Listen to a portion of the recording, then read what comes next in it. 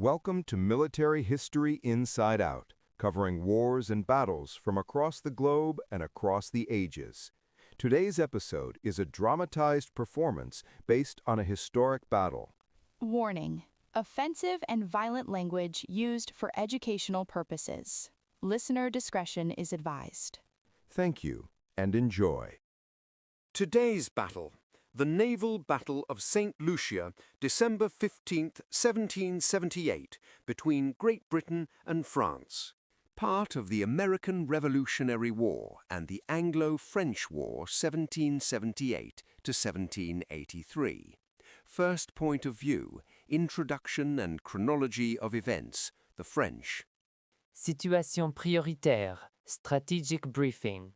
Date, December 15th, 1778. Time, 0600 hours, 6 a.m. From Grand Fleet Command, Flagship Languedoc. Attention all hands, attention all commands of the Windward Islands. This is a general broadcast to the fleet and our loyal subjects in the Antilles.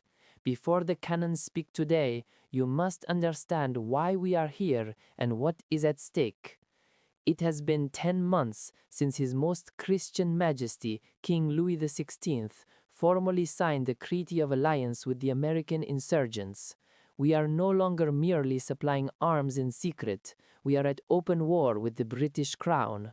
While the fighting in the frozen northern colonies of America has reached a stalemate, the true heart of this war has shifted south to the Sugar Islands. These islands are not just land, they are the treasury of empires. The sugar and coffee produced here fuel the economies of Europe, and whoever controls the Caribbean controls the wealth of the war. In September, our brave Marquis de Bouillé struck a magnificent blow by capturing Dominique, severing the communication lines between their northern and southern islands. The British Admiralty is in a panic. They know that without a forward base, their precious Barbados is isolated, and they cannot effectively blockade our great fortress at Martinique. To counter us, the British have launched a desperate gamble. They have stripped their forces in New York, sending thousands of troops under General Grant and a squadron under Commodore Hotham to join Admiral Barrington at Barbados. Their target is the island of St. Lucie. Look at your charts. St. Lucie lies immediately south of Martinique. Its harbors at Gros-les-Îles and the Carénage are deep and protected. If the British hold St. Lucie, their warships can lie at anchor within sight of our main base at Fort Royal, monitoring every ship that enters or leaves. It would be a chokehold on French commerce and naval power in the West Indies. Admiral d'Estaing has raced our Grand Fleet nearly 2,000 miles from Boston to prevent this catastrophe. We battled winter storms and rough seas to arrive in time. We have arrived only to find that the British acted with thieving speed. They landed troops 2 days ago and have captured the heights around the Grand Cul-de-Sac. Admiral Barrington is currently anchored inside that bay, protecting his transport ships. But listen closely. Barrington has made a mistake. He has trapped himself against the coast with an inferior force. We possess 12 majestic ships of the line against his 7. We have the wind, we have the numbers, and we have the fury of France behind us.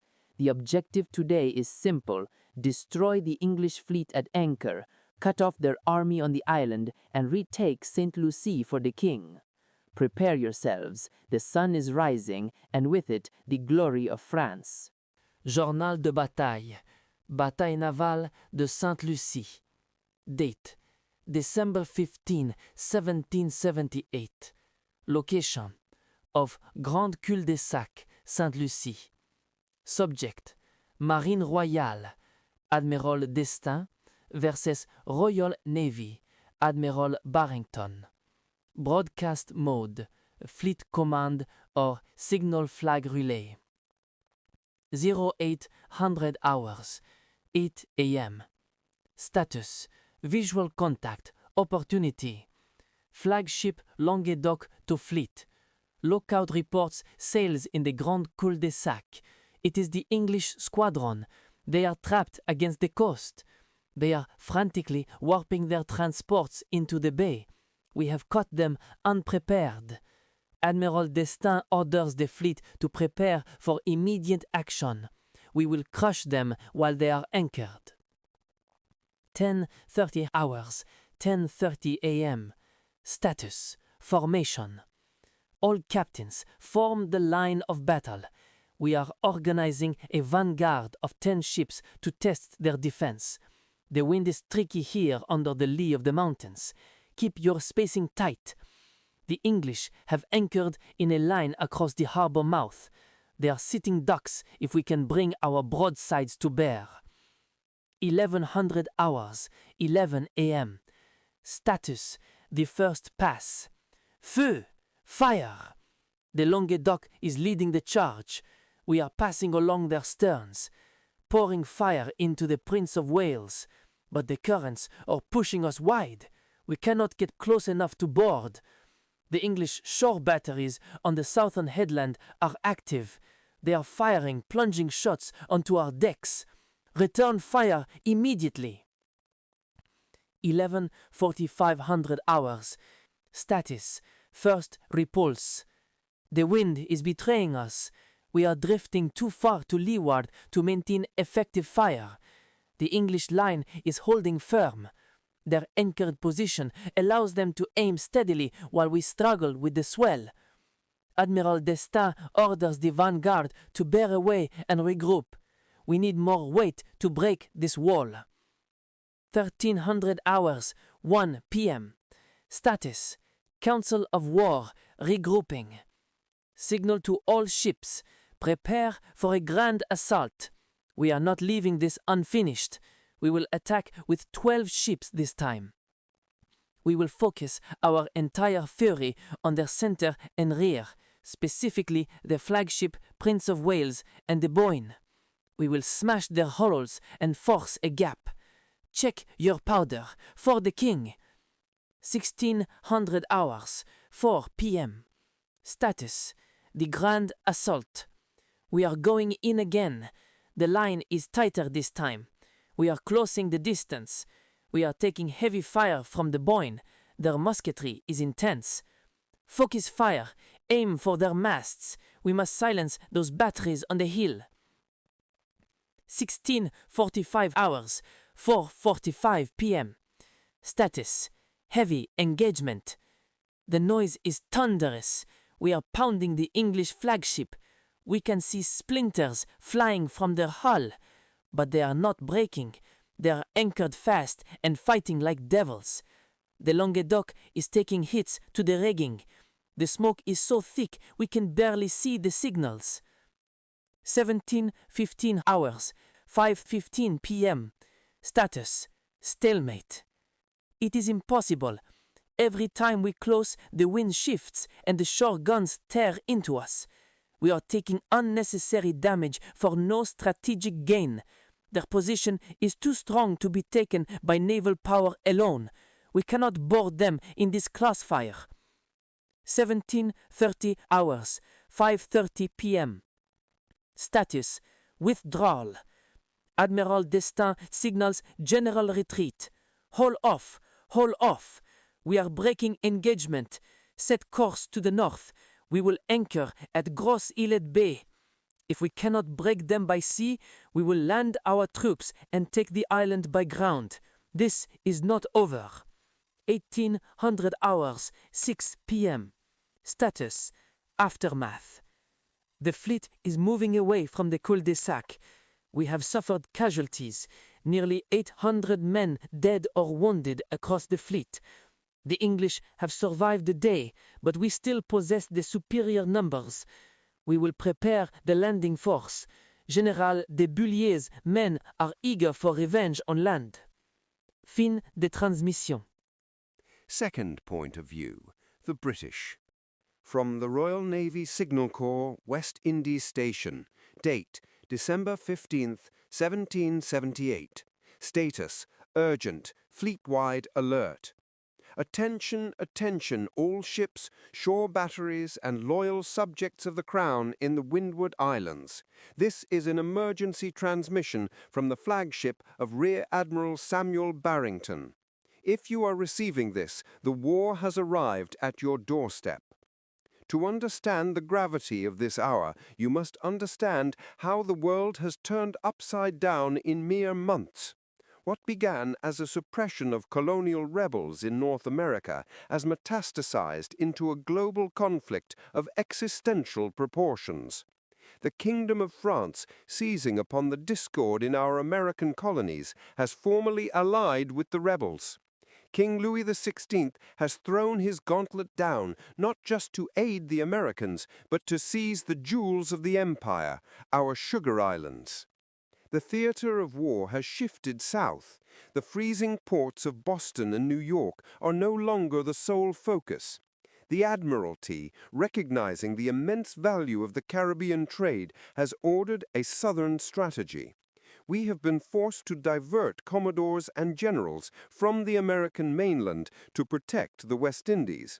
For if we lose the sugar trade, we lose the financing for the entire war. Here is the situation as it stands this morning. Just 2 days ago, on the 13th and 14th of December, a British expeditionary force under Major General James Grant successfully landed here at St. Lucia. Our objective was clear: to seize this island and its critical harbors, specifically Grand Cul-de-Sac Bay. Possession of St. Lucia is vital because it provides a windward vantage point over the French stronghold of Fort Royal in Martinique. If we hold St. Lucia, we can strangle the French Navy's operations in the Caribbean. However, our intelligence scouts have just returned with dire news. The Comte d'Estaing, the admiral of the French fleet who was previously terrorizing our forces off Sandy Hook and Rhode Island, has abandoned the American coast. He has sailed south with the winter winds and is at this very moment bearing down upon us. We are gravely outnumbered. Admiral Barrington commands only 7 ships of the line: the Prince of Wales, the Boyne, the Preston, and a handful of others. Approaching us is a French armada of 12 ships of the line and a swarm of frigates and transports, carrying thousands of French soldiers eager to retake this island. We are caught in a race for time. General Grant's men are still securing the heights on the island, and our fleet is backed into the bay. We cannot outrun d'Estaing, and we cannot meet him in open water without risking total annihilation.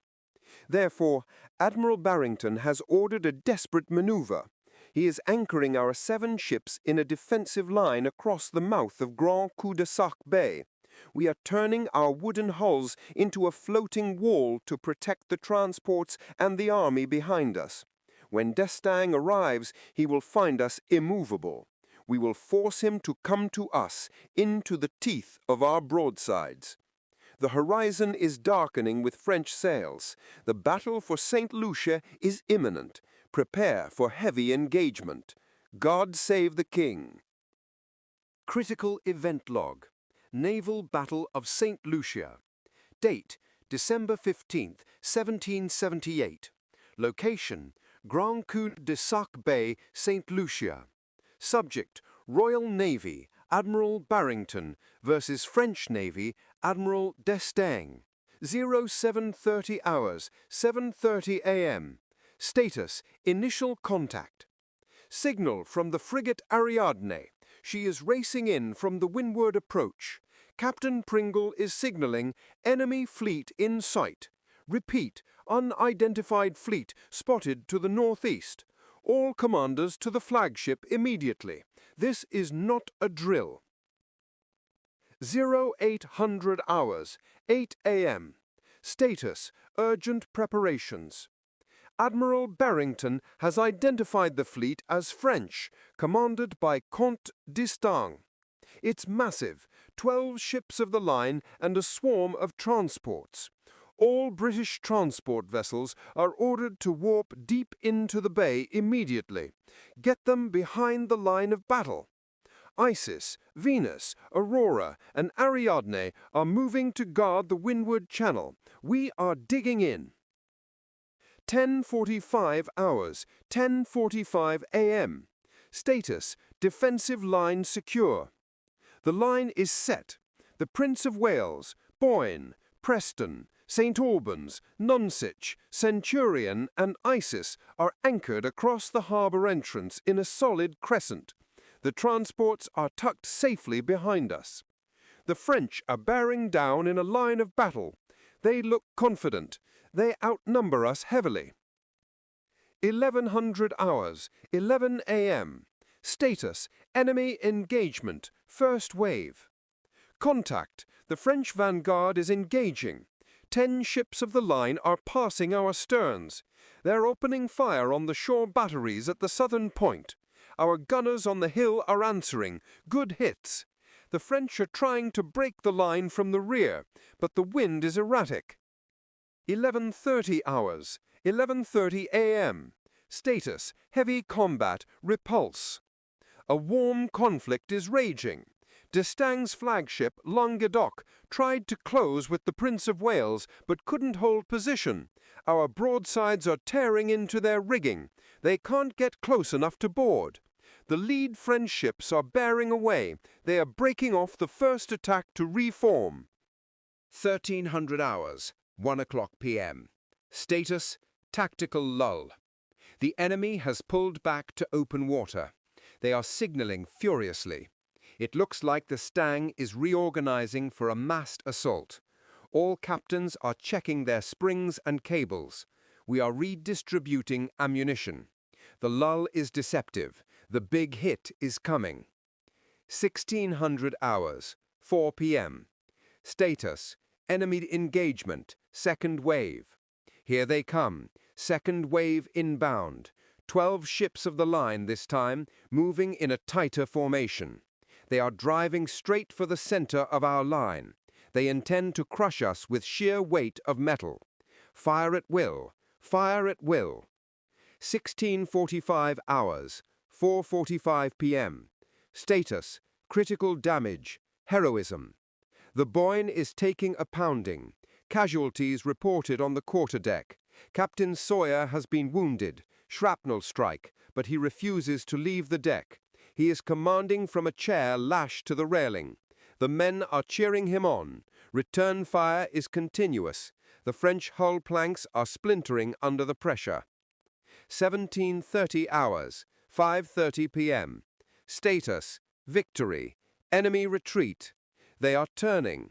The French line is faltering. They cannot break our formation. The volume of fire from our anchored ships and the shore batteries has been too much.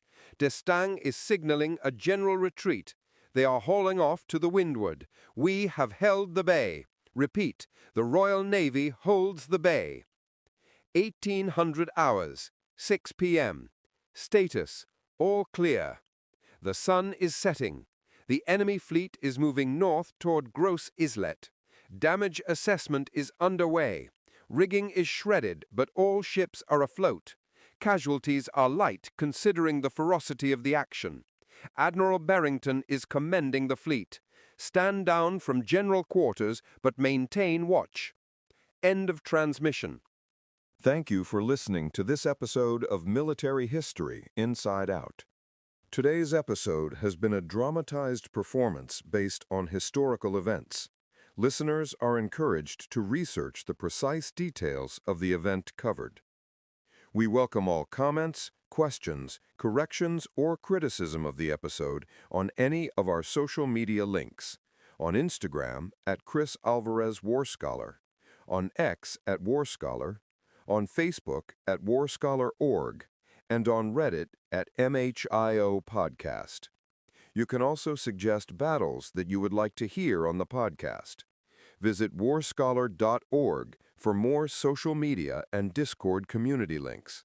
Please check back regularly for more episodes and provide likes where you can to support continued production of these episodes. Thank you for listening.